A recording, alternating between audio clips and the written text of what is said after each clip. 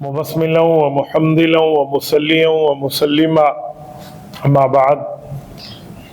आज 22 शाबानुल मुअज़्ज़म सन 1446 हिजरी बमुताबिक 21 फरवरी 2025 जुमातुल मुबारक का अजीम दिन है। हमसे रमज़ानुल मुबारक सिर्फ एक जुमा की दूरी पर है। एक जुमा छोड़ के अगला जुमा इंशाअल्लाह हम रमज़ानुल मुबारक में ही पढ़ेंगे। अल्लाह हम सब को रमज़ान की बरकत अता फरमाए।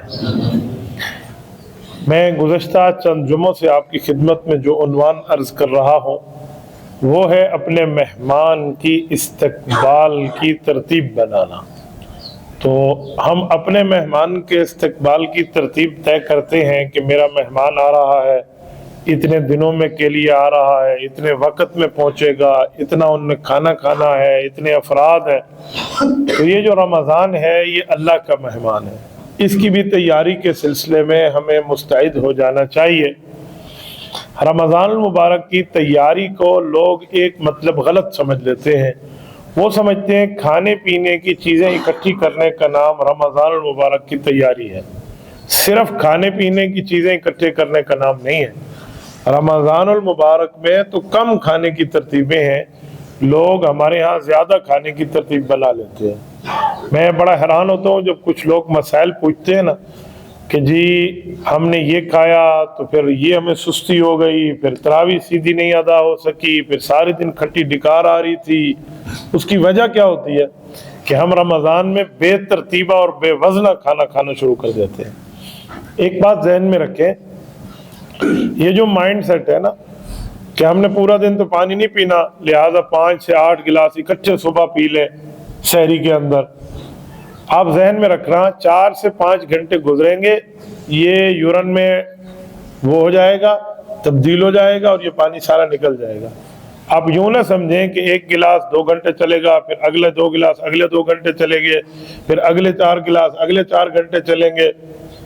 ये जो तरतीब है ना, नेवर माइंड, ये ऊंट में है, इंसान में नहीं है। ऊंट अपने अंदर एक पानी का इजाफी टैंक रखता है कोहान के अंदर, और ये सिफत और ये निज़ाम और ये सिलसिला ऊंट में है कि ऊंट अपने पानी को इस तरह स्टोर करके चलाता रहता है। हम ऊंट नहीं है, हम इंसान हैं। हमारे अंदर ये सिस्टम, ये मतलूबा सहूलत मैसर नहीं है कि हम अपने पानी को इस तरह चलाते रहें, लिहाजा उतना ही पानी पिए जितनी ज़रूरत है। और खाने की तरतीब पे भी ये जहन में रखना कि सहरी इतनी ज़्यादा बंदे ना करें, इसी में फिर बंदे की तबीयतें ख़राब हो जाती हैं। और मैं तो डॉक्टर से, हकीमों से, तबीबों से मिलता रहता हूँ, तो वो सारे बतलाते हैं कि रमज़ानुल मुबारक में बेतरतीबा खाने खाने की वजह से लोगों के रोज़े छूट जाते हैं। और फिर वो मसाइल के लिए उलमा से रब्ता करते हैं कि जी मुझे ये तकलीफ़ हो गई है, तो आप मुझे बताएं मैं रोज़ा छोड़ सकता हूँ? अब मेरे लिए ये मसला हो गया है, मुझे क्या आ गई है, मुंह भर के उल्टी आई है, मुंह भर के नहीं आई, फिर इस तरह के मसाइल शुरू हो जाते हैं। उसकी वजह कि हमारे हाथ का मामला है, हमने खुद इसको ज़्यादा या कम रखना है। तो रमज़ान मुबारक की तैयारी में एक तो ये चीज़ रहन में रखें। दूसरा ये है, रमज़ान मुबारक में सुबह आजकल उठना कोई मसला नहीं है। देखें, कोई 5:45, 5:30, 5:45 पे जाकर हमारा वक्त शुरू हो और 6:45 से आगे जाकर इशराक का वक्त हो, तो इस वक्त सहरी करना कोई मुश्किल नहीं है। हमारा रमज़ान मुबारक पाकिस्तान के अंदर गर्मियों से निकल के सर्दियों में मुंतकिल हो रहा है, तो सर्दियों में दिन छोटे होते हैं और रातें बड़ी होती हैं। हदीस पाक में है कि सर्दी एक लिहाज से मोमिन के लिए तोहफा है। अश्शिता तोहफतुल मोमिन, कि जो सर्दी का मौसम है ये मोमिन के लिए तोहफा है। तो सहाबा कराम ने पूछा, या रसूलल्लाह ये तोहफा कैसे है? तो फरमाया दिन छोटे हैं, ये रोज़ा रख सकता है या रोज़े की कज़ा कर सकता है। बाज़ ख़वातीन है वो रमज़ान मुबारक में अपने उज़र की वजह से रोज़ा न रख सकें, तो सर्दियों के दिनों में वो रोज़े की कज़ा रखें तो उनके लिए आसान है। और फरमाया रात लंबी है तो मोमिन उठ के अल्लाह ताला से मांगेगा और अल्लाह से जन्नत खरीद लेगा। तो रातें लंबी हैं, रातें बड़ी हैं, तो इस हवाले से तो मोमिन के लिए तोहफा कहा गया है। तो आप इससे अंदाज़ा लगा लें कि अल्लाह जल्ल शानू ने हमें यह रमज़ान मुबारक कितनी आसान तरतीबों से अता फरमाया है। तो अलार्म की तरतीब अभी से सेट कर लें कि जी हमने इतने बजे उठना है, यूँ करना है, यूँ। ये जो लोग पूछते हैं ना उलमा से कि जी मैं اٹھا تو اس وقت گولا بج چکا تھا، وقت ہو چکا تھا، تو اب میں نیت کر لوں. یہ ایمرجنسی کی ترتیبیں ہیں، یہ ایمرجنسی ہے. کبھی کبھار ایسے ہو گیا تو چلو ایسے آپ روزہ رکھ لیں. نارمل روٹین یہ نہیں ہے. نارمل روٹین یہ ہے، میں مثال دے رہا ہوں آپ کو. اگر یہ روزہ 5:15 پہ 5:30 پہ بند ہو رہا ہے تو آپ کو کم از کم 4 پونے 4 بجے اٹھ جانا چاہیے. 1 گھنٹہ سوا گھنٹہ پہلے آپ بیدار ہوں تاکہ آپ آسانی سے اپنے واش روم وغیرہ سے فارغ ہو کے فریش ہو کے اللہ کے سامنے کو 2-4 رکعت پڑھ تو سکیں، کچھ تہجد تو پڑھ سکیں. عام حالات میں تہجد ہوتی ہے، نفل ہوتی ہے، لیکن رمضان میں نفل حدیث پاک میں فرض کے برابر ہے. تو آپ گویا تہجد کے وقت گویا فرائض جتنی عبادت کر رہے ہیں. اس وقت تلاوت بھی ہو جائے، کچھ قرآن پاک کا حصہ بندہ پڑھ لے، تسبیحات پڑھ لے، دعائیں مانگ لے. اعلان ہو رہا ہوتا ہے کہ کون ہے جس نے اپنی مغفرت مانگنی ہے وہ ہم سے مانگے. یہ اناؤنسمنٹ کی جا رہی ہے اور ہم نیند غفلت کی سوئے ہوئے ہیں. آپ مجھے بتائیں جس کی بورڈنگ ہو چکی ہو وہ اس طرح کان ایئرپورٹ میں اپنے اسپیکر کے ساتھ لگا کے بیٹھا ہوتا ہے کہ بس اعلان ہو اور میں فوراً جیسے ڈور اوپن ہو اور میں جہاز میں پہنچ جاؤں. اناؤنسمنٹ کی انتظار میں ہوتے ہیں. تو اللہ کی طرف سے اناؤنسمنٹ ہے کہ جس بندے نے اپنی بخشش کرانی ہے وہ ہم سے رابطہ کر لے. یہ تہجد کے وقت کا اعلان ہے. جس نے اپنی معافی، اس کو چاہیے کہ وہ گناہوں سے معافی مانگے اور ہم اس کی معافی قبول کریں، وہ ہم سے دعا کر لے. یہ اعلان اور ہوتا ہے کہ جس کو رزق تنگ ہے، جو چاہتے ہیں مجھے رزق کی وسعت ہے، تو وہ اس وقت اٹھ کے ہم سے مانگ لے. یہ اعلانات ہو رہے ہوتے ہیں، یہ اناؤنسمنٹ جاری ہوتی ہے اور ہم سوئے ہوتے ہیں. آپ خود اندازہ لگا لیں کہ یہ اللہ کو راضی کرنے والی ترتیبیں ہیں یا اللہ کو ناراض کرنے والی. دیکھو رب کریم نے تو رمضان المبارک میں ہمارے لیے کتنی شفقت کی. جہنم کے سارے دروازے بند کر دی. حدیث میں لفظ ہے کوئی دروازہ کھلا نہیں رہے گا. جنت کے سارے دروازے کھول دیے. حدیث میں لفظ ہے کوئی دروازہ بند نہیں رہے گا جنت کا. اور شیاطین اور شریر جنات بھی، صرف شیاطین نہیں، وَمَرَدَةُ الْجِنِّ، حدیث پاک میں وہ جنات جو شریر ہوں اور جس کو مؤمن سے مسلمان سے چڑو، ان کو بھی اللہ تعالیٰ قید کر دیتے ہیں. یعنی ہمارے لیے تو بالکل پچ تیار ہے. ہم ہوم گراؤنڈ پہ کھیلنے کے لیے آ گئے ہیں اور ہر بندہ ہوم گراؤنڈ پہ کھیلنے کے لیے تو خوش ہوتا ہے. تو ہمارے لیے تو ہوم گراؤنڈ بن گیا ہے. اس کے باوجود بھی رمضان المبارک کی تیاری نہ ہو تو اس کا مطلب ہے کہ کوئی ایسا گناہ ہوا ہے جس سے میرا اور میرے رب کا تعلق کمزور ہو گیا. پھر ہمیں اس پہ سوچنا ہوگا، پھر ہمیں دیکھنا ہوگا کہ یار ہر طرح کا دینی، روحانی، اسلامی، ایمانی ہم علاج کر رہے ہیں اپنا، اس کے باوجود بھی اللہ جل شانہ سے یہ تعلق نہیں ہے. تو اس کا مطلب یہ ہے کہ کچھ معاملہ، یا اماں ناراض ہے اس سے معافی مانگوں، ابا کا ناراض کیا ہے ابا جی سے معافی مانگ لوں، کسی کا حق کھایا ہے، کسی کے ساتھ ظلم کیا ہے، کسی کو ناحق میں نے تنگ کیا ہے. یقین مانے اس سے نہیں ڈرنا چاہیے جو بدلہ لے سکتا ہو. وہ تو ظاہراً آئے گا اور اپنا بدلہ لے جائے گا. ڈرنا اس سے چاہیے جو اپنا بدلہ رب پہ ڈالے، اس سے ڈرنا چاہیے. ایک اللہ والے نے کہا کہ کسی کو اتنا تنگ نہ کرو کہ وہ تمہارا نام لے کے اللہ کے دربار میں رو پڑے. اگر کسی کا کوئی نام لے کر آپ کے دربار میں رو پڑے، مجھے بتائیں کیا ہو؟ کیا حدیث نہیں ہے اتقی دعوت المظلوم؟ کہ لوگوں جن چیزوں سے بچو، سب سے بڑی چیز یہ ہے کہ تم مظلوم کی بد دعا سے بچو. کیونکہ جب مظلوم بد دعا کرتا ہے نا تو پھر فرشتوں کی جماعت ٹھہری ہو نا تو وہ راستہ دیتی ہے کہ اس دعا کو عرش تک جانے دیں. کوئی اس میں حجاب نہیں ہے. دیکھیں اگر سرخ اشارہ لگا ہوا ہے، سرخ رنگ کی بتی جل رہی ہے، کوئی گاڑی نہیں گزرے گی، لیکن ایمبولینس کو پرمیشن ہے، وہ لائن توڑتی ہوئی جائے گی. وہ ایمبولینس ہے، وہ اضطراری ہے، وہ ایمرجنسی کی سچویشن ہے. ایسے مظلوم کی جو بد دعا ظالم کے خلاف ہوتی ہے، اس کو ایمبولینس کے اسٹیٹس ہے گویا.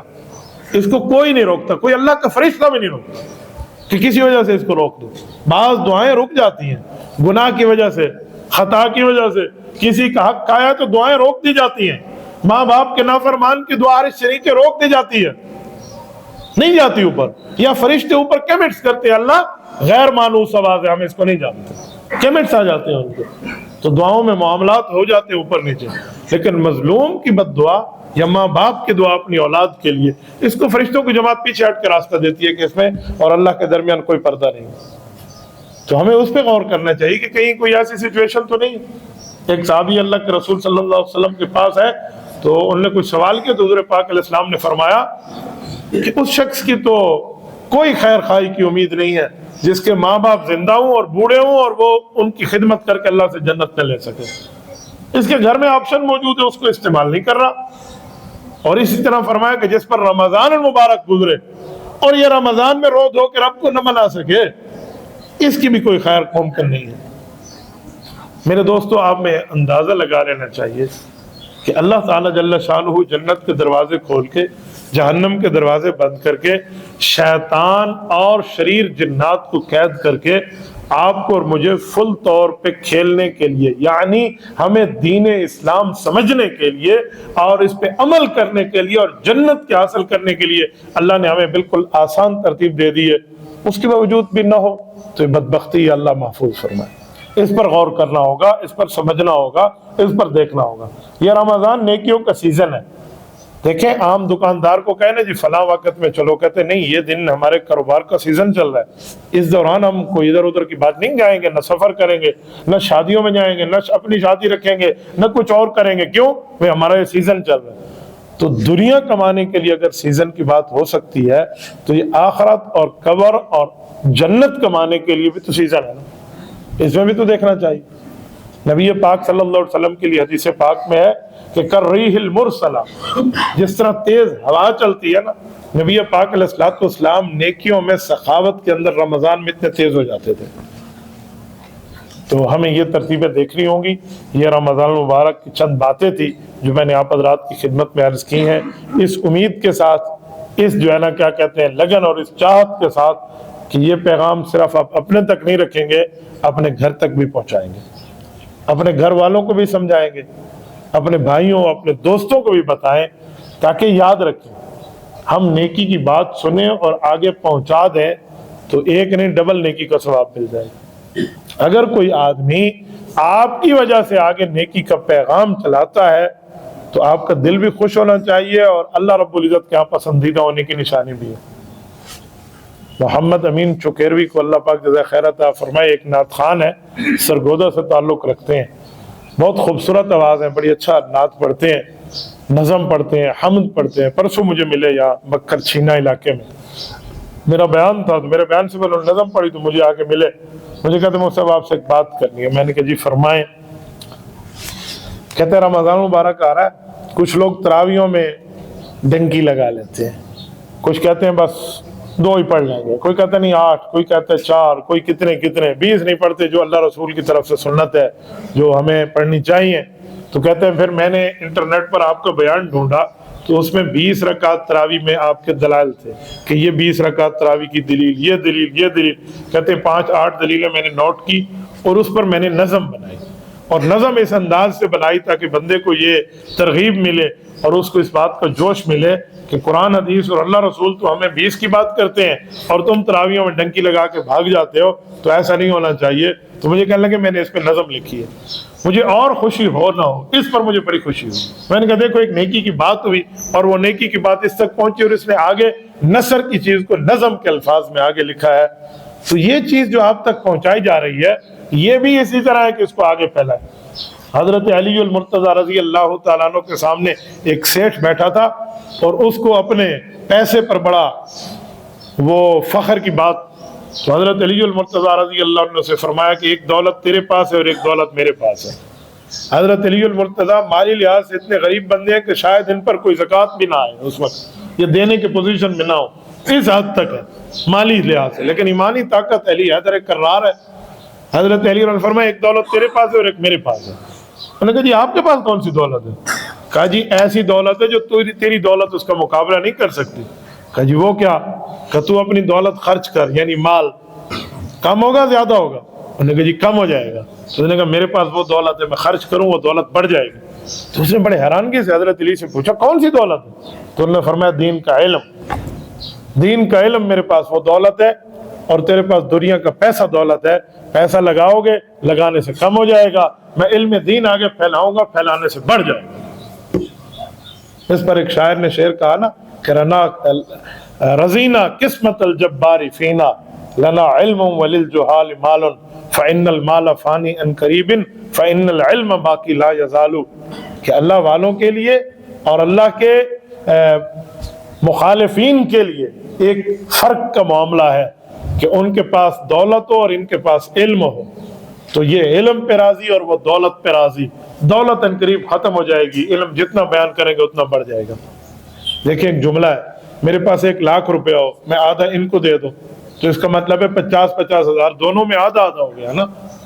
اور میرے پاس ایک دینی مسئلہ موجود ہو، قرآن پاک کی آیت کی تفسیر ہو، حدیث پاک کی شرح ہو، اور وہ میں 10 بندوں کو بتا دوں تو ایک میں اور 10 وہ، 11 بندوں کو پتہ چل جائے گی اور بات وہی رہے گی، کم نہیں ہوگی۔ اور میں 1,00,000 روپیہ 11 بندوں میں تقسیم کر لوں تو 9,000 ہزار آ جائے گا۔ آپ اس سے اندازہ لگا لیں کہ مال کم ہو جاتا ہے خرچ کرنے سے اور علم دین خرچ کرنے سے بڑھ جاتا ہے۔ تو آپ تک یہ جو پیغام پہنچایا جا رہا ہے، اس پیغام پہنچانے کا مطلب آگے سمجھانا ہوتا ہے۔ میں اپنے ضلع ڈی آئی خان کو اپنے جماعتی بیانات میں ترجیح دیتا ہوں۔ آپ یقین مانیں، رات 10:30 پونے 11 بجے میں چلاؤں تسرور سے، تسرور سیالکوٹ کی وہ تحصیل ہے، ایک کونے میں اگر آپ جائیں تو آپ کو انڈیا کا بارڈر نظر آئے۔ سیالکوٹ میں ایک جگہ ایسی بھی ہے کہ آپ کو انڈیا کی ادھر سے لائٹ جلتی ہوئی نظر آتی ہے۔ ایسی سرحد پر گفتگو تھی میری، اور میں وہاں پہ رات بیان کر کے عظمت قرآن کے حوالے سے صرف آپ کے جمعہ کے لیے یہاں چلا ہوں۔